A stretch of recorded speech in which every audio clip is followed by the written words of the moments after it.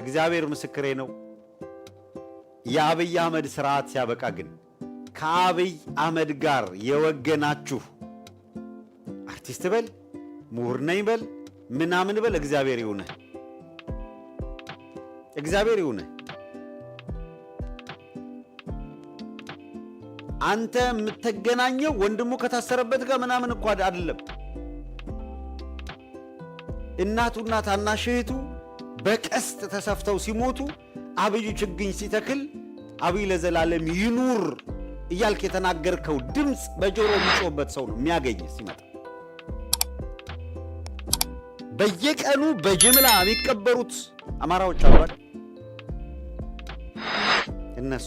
የእነሱ ቤተሰቦች ነው የሚያገኝ። 1 ሚሊዮን ህዝብ ያለቀበት ጦርነት ተካሂዷል አይደል? ወንድም እህቱ፣ አባቱ፣ ወንድሟ፣ እህቷ፣ አባቷ፣ እናት ምናምን ተሸረካክተው በየጫካው ያሞራ ሲሳይ ሆኖ ሰውነታቸው ይቀርዋሉ። ከነሱ ጋር ነው የምትገናኘው፣ ከነሱ ጋር ነው የምትነጋገረው።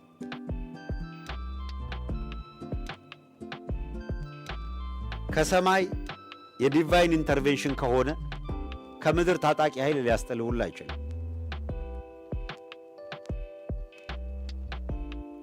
ስርዓት በፍጹም ዘላለማዊ ሊሆን አይችልም። በፍጹም በማንኛውም ጊዜ ስርዓት ይለወጣል፣ ስርዓት ያከትማል። ይሄ ስርዓት ያከተመለት ከዚህ ስርዓት ጋር ተሰልፈ የነበርክ በሙሉ እንዳለፈው ጊዜ ይውል እንደነ ሰራዊት ፍቅሬ ወካረጋለሁ ብለህ እንዳታስብ፣ በህልምህ በእውን እንዳታስብ፣ የእውነት እንዳታስብ። የሰው ልጅ አሁን ኃጢአት እየሰራ እንደፈለገ መኖር ይችላል አይደለም?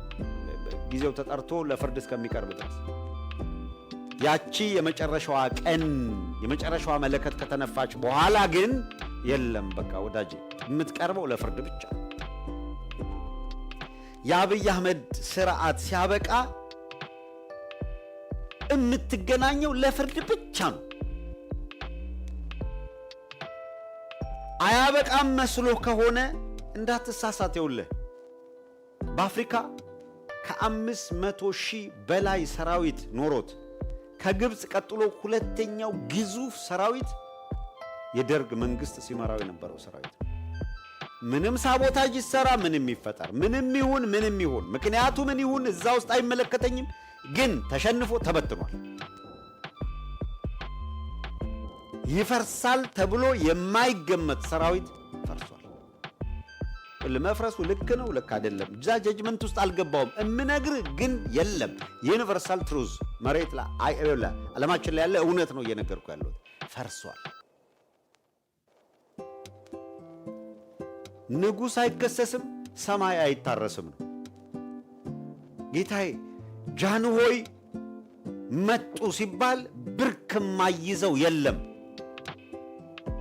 ከስልጣን ወርደዋል ብሎ መንግስታቸው አብቅቶ ታምናለህ? መንግስታቸው አብቅቶ በቃ ወደ እስር ቤት ሊወስዷቸው ማንም ሊከላከላቸው እንደሌለ እያወቁ ጃንሆይን ከስልጣን ወርደዋል ብሎ ለማንበብ በፊታቸው እሳቸው ከስልጣን የወረዱበትን ወረቀት ለማንበብ ከፊታቸው ሲቆሙ እጃቸው ሼክ እያደረገ ይንቀጠቀጡ ነበር። ንጉሱ እንደዚህ አይነት ግርማ ሞገስ ያላቸው ንጉስ። ያ ዘውዳዊ ስርዓት የመንግስት ስርዓት አበቃ።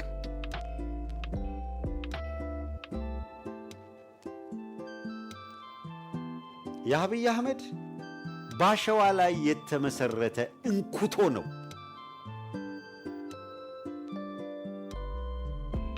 ኢህአዴግ ከ27 ዓመት በኋላ ከ25 ዓመት በኋላ ቢያንስ የሚነቀንቀው ነገር የተፈጠረው አብይ አህመድ እንደምታየው ያለ እረፍት በጦርነት ውስጥ በእልቂት ውስጥ 7 ዓመት እልቂት እየበራ ከዚህ ስርዓት ጋር የወገነ ምሁር ነኝ የሚል የሃይማኖት አባት ነኝ የሚል በእውነት ምንም እችን ታክል ማልጠራጠረው የአብይ አህመድ ስርዓት ቢያበቃ ሳዊሮስ ወታደር እንጂ ጳጳስ አይሆንም። ወታደርም የሚሆነው ጎበዝ ከሆነ ሞያሌ ሄዶ ጎበዝ ከሆነ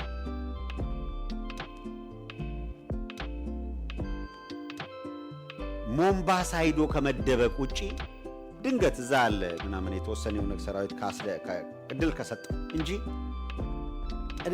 እነ ሳዊሮስ እነ ታጋይ ስርዓት ተለውጦ ይሄን ሁሉ ህዝብ አስፈጅተው ዝም ብሎ ወክ የሚያረጉበት ነገር ይፈጠራል ብለህ እንዳታስበው። ያለፈው ሊቀጥል አይችልም። ይሄ ቴሌ የምታየው አየር መንገድ ምናምን የምታየው ይሄ ገቢዎች ምናምን የሚያቀራራ ምናምን የሚለው ካሁኑ ፓስፖርትና ቪዛ አዘጋጅቶ የተቀመጠ ነው። ልንገርህ 5 ሳንቲም ሀገር ውስጥ እያስቀመጠ አይደለም። ያውቀዋል እንዳበቃለት። ማብቃቱን ያላወቀው ካካሙዙ ነው ሊሆን የሚችለው። ለመረዳት በጣም ስለሚከብደው ነው። የአብይ አህመድ አገዛዝ ካካሙዙን ተወዳዳሪ አድርጎታል።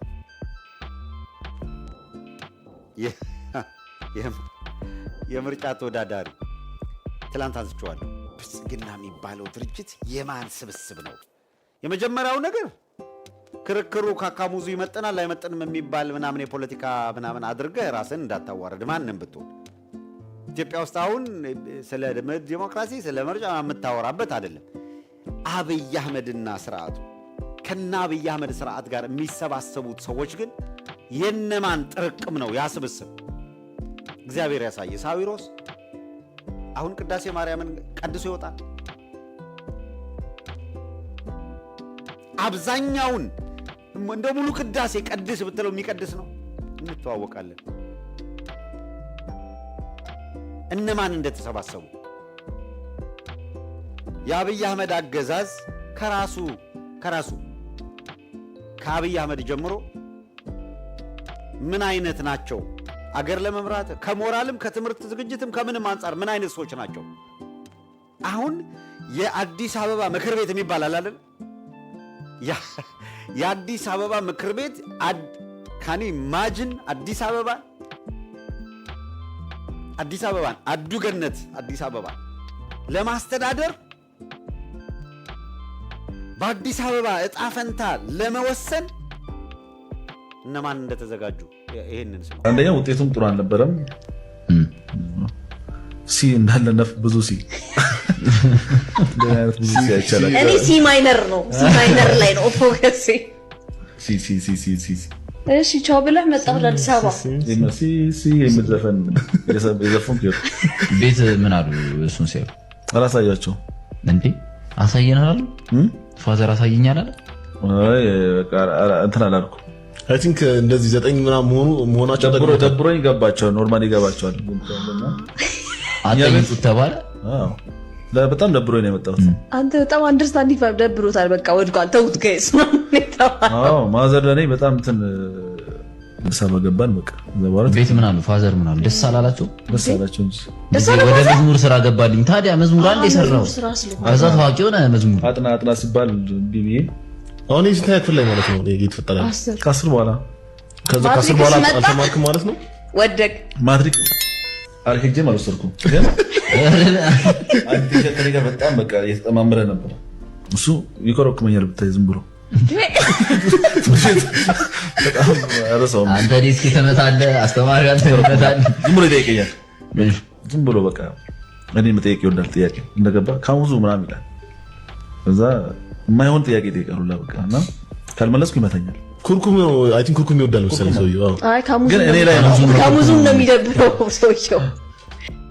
ከ10ኛ ክፍል ብዙ አምጥቶ ያቋረጠ አስተማሪ በኩርኩም ይመታኛል። ጥያቄ ጠይቆኝ ምናምን አለ። በቃ 10 ላይ እንደዚህ ሆንኩና ምናምን ብሎ በቃ ማአት ሲወጣና መጥቶ አቋረጥኩ ይላል። በቃ አለቀ። ከዛ የአዲስ አበባ ዕጣ ፈንታን ለመወሰን አሁን በአገራዊ ምርጫ ምናምን ተብሎ ተወዳዳሪ ነው። አዳነች አቤቤ የኮስሞቲክስ ዋጋዋ ስንት ነው ምናምን ይባላል። እጅ ያወጣሉ እነ ካሙዙ እና ይወስናሉ። አለቀ። ያለ ሀፍረት ደግሞ ይሄ ሰውዬ ትላንትና ሳነሳሳ ነበረ የተወሰኑ ነጥቦች ፌስቡክ ገጹ ላይ ወጥቶ ዓለማችን ላይ አሉ የሚባሉ ፖለቲከኛ የሆኑ የኪነ ጥበብ ሰዎችን እየጠቀሰ እነ ሬገን እንደሆነ አልቀሩትም እኮ እነ ሬገን አልቀሩትም፣ እነ ዘለንስኪ እነ ቦብ መርሊን ያላነሳው የለም።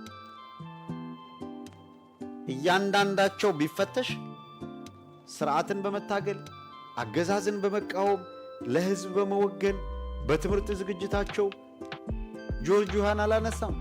እግር ኳስ ተጫዋቹ የነበረው ጆርጅ ዮሃን እኮ ላይቤሪያን ከጦርነት ሜስ ውስጥ ለማውጣት እግር ኳሱን ሲጨርስ ጫማውን ሰቅሎ ወደ ፖለቲካ መጥቶ በላይቤሪያ ጦርነት እንዲቆም ያደረገ እኮ።